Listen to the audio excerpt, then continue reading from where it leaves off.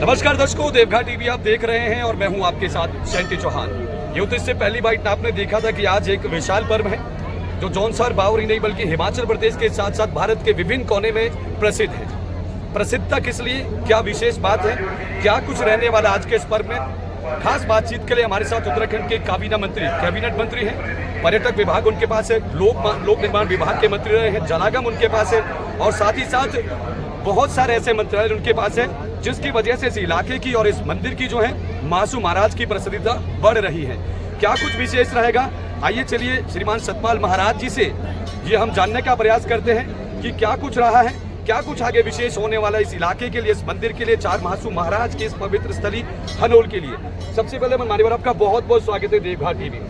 सभी जितने श्रद्धालु यहाँ आए हुए हैं सभी का मैं अभिनंदन करता हूँ और सभी को मैं बहुत जागरा पर्व की बहुत बहुत शुभकामनाएं समर्पित करता हूँ। देखिए सर, अभी बहुत सारे सुझाव आ रहे थे, यूँ तो आपने पहले कह दिया कि 1 करोड़ 20 लाख का बड़ा प्रोजेक्ट मास्टर प्लान जो है, जो केदारनाथ बद्रीनाथ से होकर के जो हमने देखा है कि वहाँ पर किस तरह की फैसिलिटी अभी है।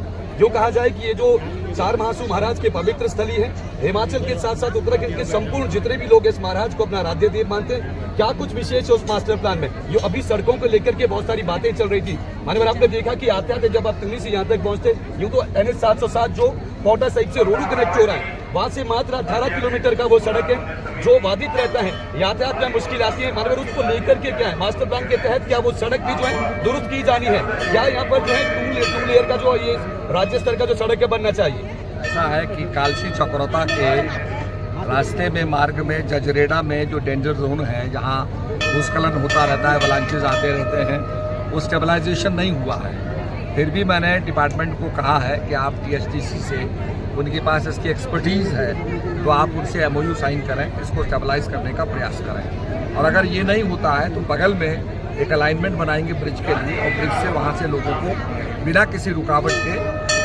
आने जाने का जो है प्रबंध करेंगे।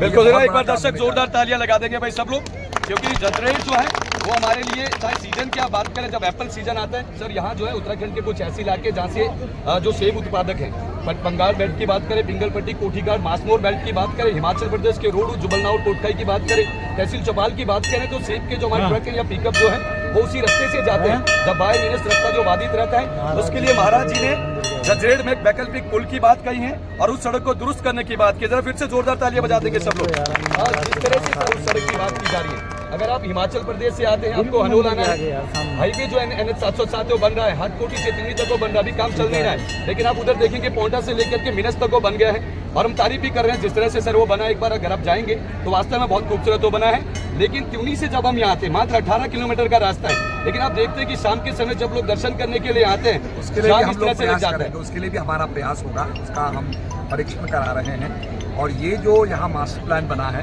ये केदारनाथ और बद्रीनाथ की तर्ज पे बना है, मास्टर प्लान बना है और इसमें 120 करोड़ का प्रावधान किया गया है। तो पूरा परिसर बनेगा जिसमें यात्रियों के लिए रुकने की व्यवस्था होगी, हर लेवल की व्यवस्था होगी, भोजन की व्यवस्था होगी, विश्राम की व्यवस्था होगी, शॉपिंग की व्यवस्था होगी। सारी चीज़ों को लेकर के पूरे परिसर को डेवलप किया गया है। इसमें वार्षिक महाराज का क्षेत्र जो है, पोठा महाराज का जो मंदिर है और प्रवासी महाराज का जो मंदिर है, ये तीनों मंदिर इसके अंदर जोड़े गए हैं और इन सब का जो है पूरी तरीके से परिसर का डेवलपमेंट होगा। मंत्री जी, महाराज जी, एक सवाल आपसे है, क्योंकि माइग्रेट करने की बात की जा रही है, पुरातत्व विभाग जो है कहीं ना कहीं अडंगे डाल रहे हैं, जिस तरह से जो बस्ती है जहाँ से रुकने की व्यवस्था, सराह की व्यवस्था नहीं हो रही है, उसके लिए क्या रहेगा मास्टर प्लान के तहत? क्या जो बस्तियाँ आप सामने देख पा रहे हैं इनको माइग्रेट किया जाएगा, किस तरह की व्यवस्था रहेगी?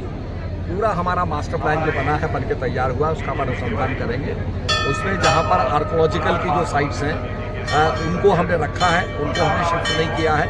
बाकी जो लोग यहाँ शयन भी करना चाहेंगे रात्रि को, उसके लिए भी हमने प्रबंध किया है ताकि वर्षा उनको प्रभावित ना कर सके, कष्ट ना दे सके। जरा जोरदार तालियां फिर से होनी चाहिए भाई। बस्ती की वजह से जो यहाँ पर मुश्किल आ रही थी, महाराज का कहना है कि शीघ्र हम उसका भी कुछ उत्थान करने वाले हैं, उसके लिए भी हम कुछ मास्टर प्लान के तहत उसके अकॉर्डिंग कुछ रहने वाला है, इस तरह की व्यवस्था यहाँ पर होने वाली है। अब हम लोग ये चाहते हैं कि यहाँ पर लोग जो है होम स्टे का निर्माण करें और अधिक से अधिक होटल बने, ताकि आने वाला जो इन्फ्लक्स है उसको ये सुविधाएं मिले और यहाँ पूरा परिसर, जो पूरा क्षेत्र जो है अब ये डेवलप होने जा रहा है। बिल्कुल, आपने बात की कि टिहरी डैम में जिस तरह से झील बनी है, वहाँ जो है पहले पलायन हो रहा था, आपने कहा कि जैसे जैसे उस झील के अंदर राफ्टिंग हमने करवाई है, वापिस जो है पलायन जो रुक रहा है, सर इस तरह की क्या व्यवस्था यहाँ होनी चाहिए? आपने कहा कि होम स्टे बनने चाहिए। मैं चक्रोता में था, चक्रोता के सीईओ ने कहा कि जब से आपने होम स्टे का अभियान शुरू किया है और होम स्टे बनने लगी हैं, रिवर्स माइग्रेशन हुआ है, जो बालक बाहर चले गए थे वो वापस आकर के होम स्टे चला रहे हैं। तो यहाँ पर भी जब बहुत बड़े पैमाने पर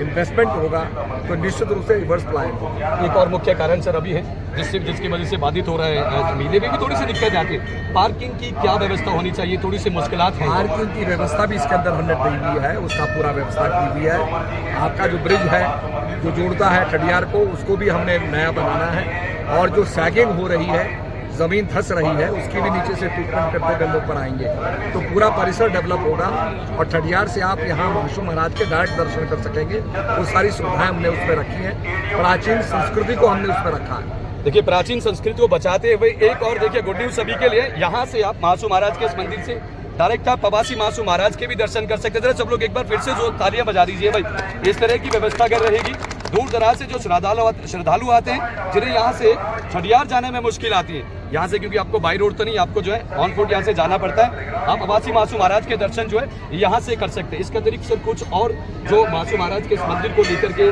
आपके मन में चल रहा हूँ, और एक मैं आपको और बधाई देना चाहता हूँ, देवरा टीवी के माध्यम से भी हमारे साथ लोकल जो ऑडियंस है सबका एक सुझाव था कि राज्य स्तरीय जो मेला है ये लगभग कब से जो कैसे आपके दिमाग में कि इस मेले को जो है राज्य स्तरीय मेला बनाना है, इसके लिए आपको पहले तो बधाई देता हूं। ये तो माननीय प्रधानमंत्री जी ने जब कहा अपने मन की बात में जिक्र किया तो तभी से मेरे मन में आया कि इसको राजकीय मेला हमने घोषित करना है और इसको इंटरनेशनल लेवल पर ले जाना है। तो हमने इसका टेलीकास्टिंग भी कराया था उस समय और बड़ा क्वेरीज हमारे पास आई, लोगों ने बड़ी जानकारी हासिल की। तो निश्चित रूप में राजकीय मेला बन गया है और हमने आज का अवकाश भी दिया है और आप समाचार पत्रों में देखेंगे हमने पूरा विज्ञापन दिया है। जो हमारा मास्टर प्लान है वो पूरा हमने बताया कि क्या करने हम जा रहे हैं। चलिए जिस तरह से सर ट्रेन को लेकर के बातें चल रही थी, चारधाम की बात करें, किसी तरह की क्या इस तरह की व्यवस्था या फिर आपके दिमाग में कुछ ऐसा चल रहा हो सरकार से कभी बात क्योंकि हम ये चाहते हैं कि रोड्स का जो है पहले रोड एक्सपेंशन हो, रोड्स का एक्सपेंशन हो, वही हम चाहते हैं। चलिए बहुत बहुत धन्यवाद सर।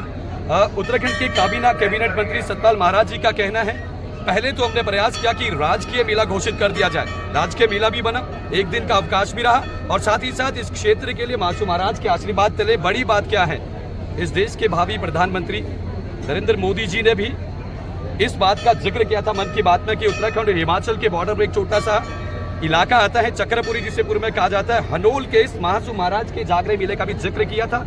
उसके लिए आपको हम सर बहुत सारी बधाइयां भी देते हैं। क्या रहेगा सर आज किस तरह का अनुमान आपका है, जिस तरह से श्रद्धालु यहाँ पर पहुंचे हैं, लगभग अनुमानित कितने श्रद्धालुओं के लिए भंडारे की व्यवस्था, क्या कुछ व्यवस्थाएं हैं? पूरी व्यवस्थाएं हैं और हमने गाड़ी चलाई हैं पूरे आपके हरिद्वार से, देहरादून से और सब जगह से गाड़ियां चली हैं।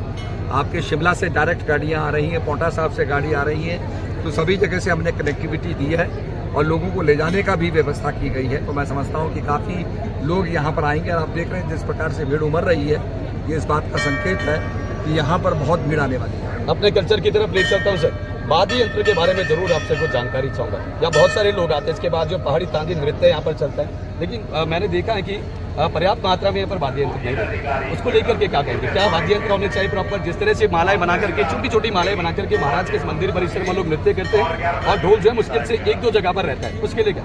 नहीं, ढोल इसमें आ रहे हैं और निश्चित रूप में जब ये संस्कृति को हम ला रहे हैं तो उनसे लोग जुड़ेंगे और लोगों को प्रोत्साहन मिल रहा है। आज मैंने देखा काफ़ी ढोल बज रहे थे, तो निश्चित रूप में हमारे जो और भी लोग हैं जो इन प्राचीन विधाओं को लेके चल रहे हैं वो भी इसमें जुड़ेंगे और अपनी परंपरा को कायम रखेंगे। चलिए बहुत बहुत धन्यवाद sir, thank you so much. Maharaj ji का कहना है कि वाद्य यंत्र भी आएंगे, सड़कें भी बनेंगी, पार्किंग भी बनेंगी और साथ में सराहें भी बनेंगी। इस भव्य मंदिर से मैं आपको तस्वीरें दिखा रहा हूँ और हमारे साथ खास बातचीत के लिए सतपाल जी महाराज से जो उत्तराखंड में कैबिनेट मंत्री है काबीना। और फिलहाल आपको बता दूं कि अभी क्या कुछ उन्होंने कहा, इस बाइट में सारी बातें आपके समक्ष हमने रख दी है। क्या कुछ विडंबना थी, किस तरह की मुश्किलें यहाँ पर रहती थी, उस मुश्किलों को दूर करने का बेड़ा जरूर उठाया है। क्या ये जितने भी बातें कही गई हैं इसमें कितनी सत्यता है, कब ये काम शुरू होगा, मास्टर प्लान कब यहाँ पर चालू होने वाला है, हमने बस्तियों को लेकर के बात करी, माइग्रेट करने की हमने बात करी, पुरातत्व विभाग इस पर डंगा डालता है उसको लेकर के भी हमने बात करी है, शौचालयों को लेकर के हमने बात करी है, साफ सफाई को लेकर के हमने बात करी है। सड़कों का जो मुख्य विषय था, आवाजाही में दिक्कत आ रही थी, लगातार जो है जाम की स्थिति बनी रहती थी, उसके लिए भी जो है कुछ बातें की जा रही है और वो सड़क शीघ्र ही दुरुस्त की जा रही है। फिलहाल इस खबर में इतने, आप सबको पुनः बहुत सारी बधाइयां देते हैं जागरण पर्व की। आज रात्रि आपको हम लगातार दिखाने का प्रयास करेंगे। देवघर टीवी के आप इस सोशल मीडिया प्लेटफॉर्म को जरूर देखें और जागरण लीला पर्व को आप ज्यादा से ज्यादा आकर के अपने महाराज का आप आशीर्वाद भी लें और साथ ही साथ आप पहाड़ी जो हमारा कल्चर है, लोक नृत्य जो है, तांदी नाटी है, उसका भी आप आनंद लें। और आने वाले आज मैं आपको कुछ दिखाना चाहता हूँ, जरा कैमरामैन साहब पीछे की तरफ फोकस करेंगे। ये वो चीड़ा है जिसका मैं जिक्र करता था। ये जो चीड़ा है, जौनसर, बाबा और हिमाचल के कुछ ग्रामीण जो अपने घर के आगे इस तरह के चीड़े के ऊपर मशाल लगा करके जलाते हैं और कहा जाता है कि इस मन जो है भादों के महीने में भूत प्रेत का प्रकोप जो ज्यादा रहता था, उसके चलते घर के आगे आपके उजाला हो, महाराज जो है वो शक्ति देते थे और कहीं ना कहीं उन चीजों से बचा जाता था, अच्छा कपट से बचा जाता था। ये वो चीड़ा है। जब इस चीड़े को जलाया जाएगा वो तस्वीरें भी मैं आपके साथ साझा करूंगा। फिलहाल आज लेता हूं अलविदा, कुछ समय के बाद फिर आपके साथ जुड़ना होगा। नमस्कार, बहुत बहुत